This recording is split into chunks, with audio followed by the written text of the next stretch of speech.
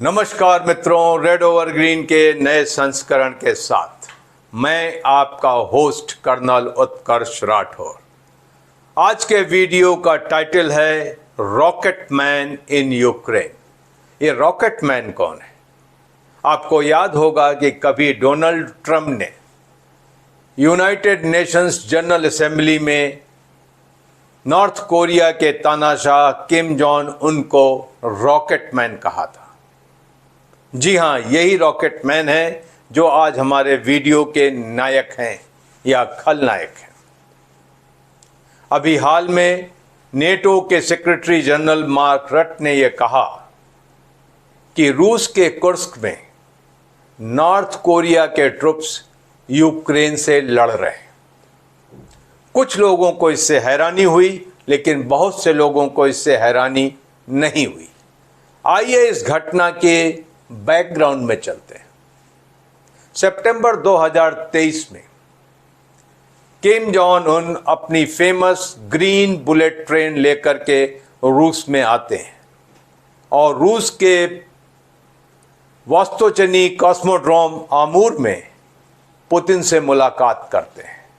तब से ये कयास लगाए जाने लगे कि नॉर्थ कोरिया और रूस मिलिट्री कोऑपरेशन बढ़ाएंगे और नज़दीक आएंगे।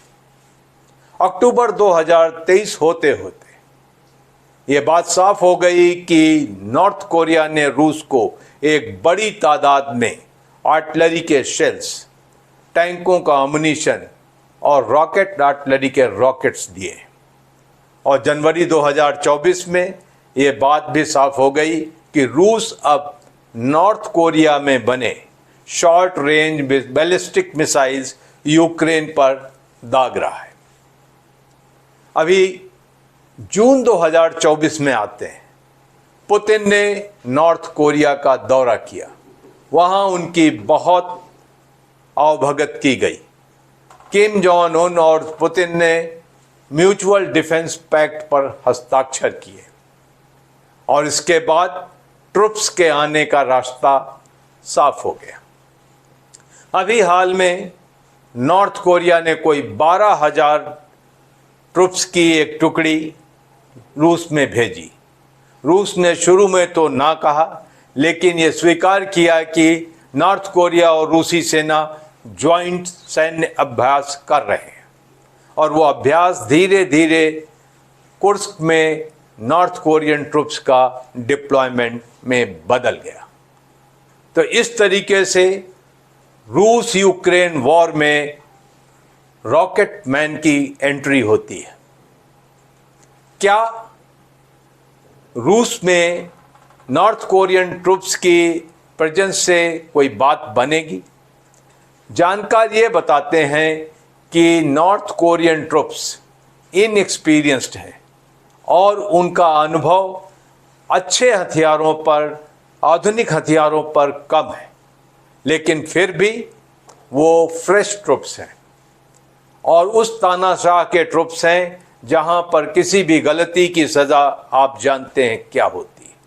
तो वो यहां बड़े मनोयोग से लड़ेंगे। अभी रूस और यूक्रेन दोनों ट्रुप्स की कमी से जूझ रहे हैं और पुतिन ये चाहते हैं कि जल्द से जल्द कुर्स्क से यूक्रेनी सेना को भगाया जा सके। कुर्स्क में अभी कोई 500 स्क्वायर किलोमीटर पे यूक्रेनी सेना का कब्जा है।